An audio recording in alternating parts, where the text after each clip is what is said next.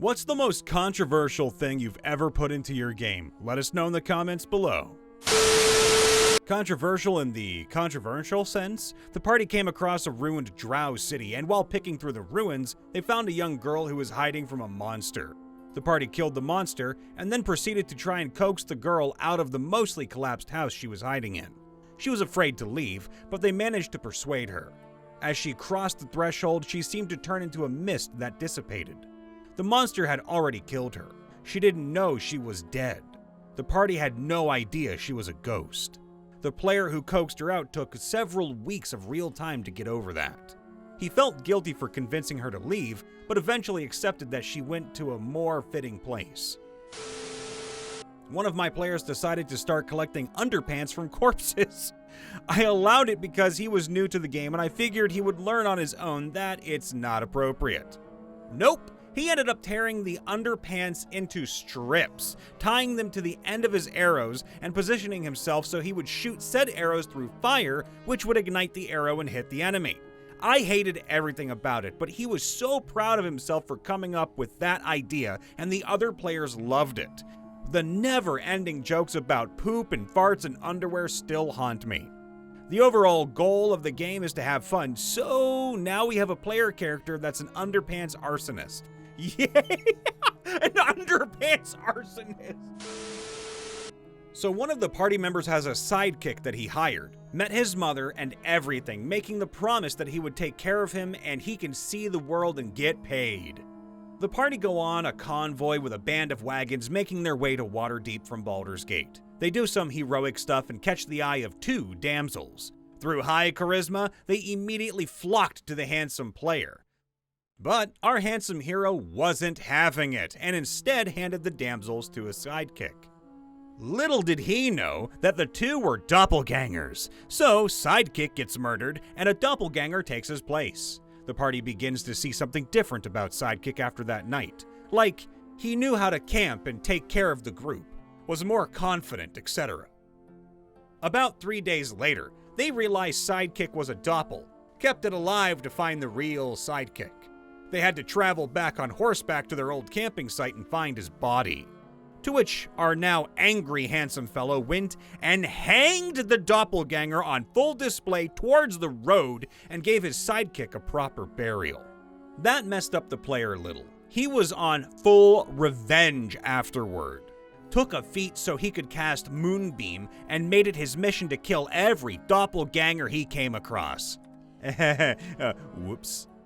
It was controversial in the sense that the party didn't think their sidekick was ever going to die by their hand. And then they had to write a letter back to his mom. Oh boy, I didn't think they were that attached to the guy. Our party discovered a cultist shrine to some eldritch horror deity which had a basement full of tortured animals. None of us had the capacity to heal so many of them. The ranger quietly ordered everyone to get out. He went and put all the animals out of their misery while the druid personally killed the remaining cultists in the building, including her younger brother. Then they proceeded to get out and burn down the building. The party stayed to watch until it burnt to the ground and silently agreed to not ask either of them anything. The next arc was thankfully much lighter in tone. Serves them right. A dragon. I was 14 at the time and it was my first campaign for my classmates. The concept was the town they were living in was under the domain of a dragon and the townsfolk had to pay high tributes. My idea was for the party to venture out and gain power so they can come back and liberate their hometown. They just went and started a fight with their level 1 characters against the red dragon. This was a D&D 2nd edition. The dragon killed them right away. They said it was my fault for introducing an enemy they couldn't defeat. No, common sense rules apply everywhere. Our campaign had 4 mini-gangs to deal with before the big end finale. We dealt with one leader. Everyone should have listened to me that no, we hadn't killed post-mortem Pat that couldn't be killed, then moved on to the next. We killed the leader lady and discovered all these webs everywhere, some of which had rotted when she died, others that led deeper into the fortress. We followed and came across this giant magic warped spider that had started controlling people with these webs, effectively creating this gang. All because of this mutation, so she couldn't have kids and was surrounded for hundreds of years by her dead eggs that never hatched, all alone. After explaining that she couldn't keep taking over people against their will, but we understood her pain and would try to figure something out, we left her on peaceful but tentative terms. The rest of the party is in a massive debate since we can't just hand people over to her to mind control, but couldn't leave her alone to restart the problem or worse.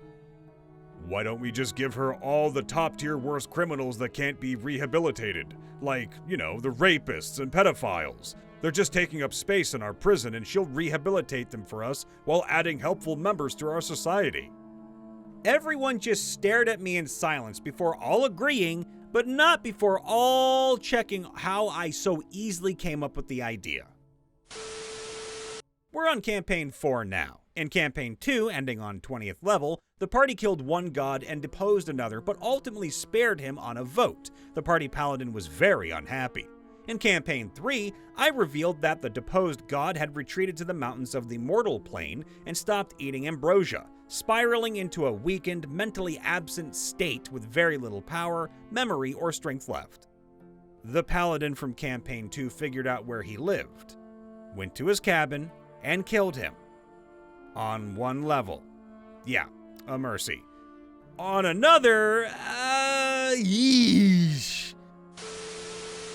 Revealed the party's beloved kooky gnome inventor pet NPC was actually the missing husband and father of a pair of the players. He'd been suffering a curse that gave him magical Alzheimer's and had both forgotten who his family was and had polymorphed himself.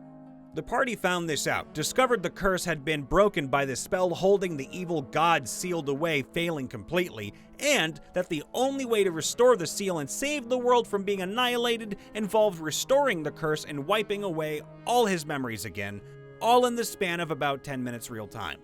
The same 2-year campaign also featured a gelatinous cube that took up the entirety of a 10x10 hallway that was flooded with water the same clarity as it, rendering it non-magically invisible, and a player selling his soul to Asmodeus to save the other PCs, and the exact last scene in the campaign being him showing up and taking the player to hell in front of the party. Oh, this one's bad. They blew up a school. Just for clarity, YouTube, this is a game, this is a story, this isn't nothing in no real life. We're good. Back to the video. The campaign revolved around a suspicious drought that was created by a god to punish the king. The king had put in a series of measures to limit the impact of the drought, including purchasing water from neighboring kingdoms and imposing water restrictions. One controversial measure was basically snatching up homeless children, putting them in a boarding school of wizardry, and teaching them the create water spell. The students were then put into forced labor, producing water for the city. This wasn't public knowledge and was denied, but when the party met a crazy old conspiracy theorist talking nonsense, they latched onto it with so much conviction that within a session and a half, they bombed the school, killing teachers and injuring hundreds of students. Again, YouTube, this is all D&D. Don't worry about it. We're all kosher here. I think one of the core themes of Curse of Strahd is misogynistic violence and male entitlement to female bodies, and I was not at all shy about playing that up during the game. My players were all into it. It was a really strong theme, but I definitely would not break that out for just any group. One of my players tried to get some gold back by selling himself in a Hags Bar. The local working girls, succubi, took offense and tried to jump him. 2 out of 3 were killed, one while running away. Now, if he doesn't want to spend 100 years replacing them, he needs to convince someone to put on the Hag's bracelet and be bound to serve her. Our Bahamut-sworn Clunk is having some moral issues with it. For a one-shot, I allowed one of my players to use a custom casting system they made that involved spending HP to cast spells. He ended up killing himself before we could even reach the first combat encounter. Yeah, bet you ain't got a spell for that one, buddy.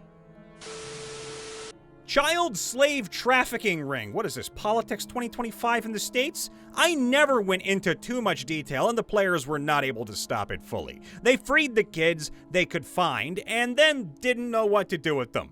It was icky for me, for them. Everything felt so wrong. They asked one of the traders what they were doing with them, and I left it to their imagination, which was probably worse than just making something relatively harmless up. I wanted them to feel that the slave trade is evil regardless of age because they came to terms with it and were thinking about buying a slave after playing for a while in a state where it was normal to own one or two. Mission accomplished. After that, they got into the rebellion, which was my plot, but holy shit, I wouldn't do that again. Some of my players cried, but they overall loved it. So many feelings, most disgusting plot I ever had. Proud of you for making it work. In the Illithid city the players were sneaking into, they came across a bunch of rooms with one-way glass. Looking in each room was a nice kid's room and had a kid of a different race in each. Players worked out the mind flayers were lovingly raising the children. Why? Because nothing tastes as good as a child's love. I allow sorcerers the option to use Constitution as their spellcasting modifier, Paladins the option to use Wisdom, Warlocks the option to use Intelligence, and Clerics the option to use Charisma. There is sound reasoning, and players are usually satisfied with my explanation, and many choose to use the options, but when they initially hear it, I generally get some wild reactions. I once mercy killed a bunch of humanoids that were being turned into some black goo-making machines. I was told the process was irreversible, so I didn't see it as an issue. It was highly flammable, so I set them alight. That was probably the worst thing my dwarf CG character did. Not terrible, but given that I was the only good character in the group, it got me a lot of stick. In a table of all good characters, I had a neutral, slightly evil warlock. When the government fell and the Kingdom Over started talking about necromancy and trading slaves, I played the devil's advocate. Slavery and necromancy aren't illegal anymore, so there's no law at all. Not saying we should, just that we technically could. I'd never played anything but a goody two-shoes before then, and it shocked the party so much that the Paladin broke character to ask if I was okay. My party just fought the, basically, corrupted living divine artifact of mercy that was originally a familiar of the, now corrupted, goddess of mortality. The being was a four-armed fawn satyr that was undead and was affecting the surrounding area city by making the undead rise and come to her, and it was muting healing effects, causing sickness, etc., etc. They met her, and it was obvious that these things were happening because she existed, and not because she was making it happen on purpose. Her undead were peaceful unless you attacked them first or messed with her. She was rather kind, a bit somber actually. They planned as if she was going to be doing 4 different attacks with her arms. Her hordes of zombies would attack, stocking potions, etc. When they came, she forgave them in advance for what they were about to do. Cue the actual battle, where she never took one attack against the party, and the only damage she did was when she cried from them doing damage against her. They would take psychic damage. They were gung-ho for a crazy fight because her counterpart was a voracious beast who killed 2 of them. She never lifted a hand. I guess, actually controversial, I suppose, there was the woman who kidnapped her stillborn grandchild in the form of the goddess of motherhood, raised it from the dead, and raised it as her own child. She is still traveling with the group after returning the son to its mother and father, which is her son, who she bore to a demon in exchange for power. Wow, okay, you can't just throw that in at the end. That's crazy! Hey everybody, Brian Von VA checking in after the vid. Make sure to leave a like, subscribe, ring that bell, and let us know in the comments below what's the most controversial thing you've ever put in your game. And of course, if you don't want to be controversial, join our membership program. It's actually a heck of a favor to us because we get to make you early access videos and just videos in general. We love you all. Please be safe, happy, and healthy. Toodaloo.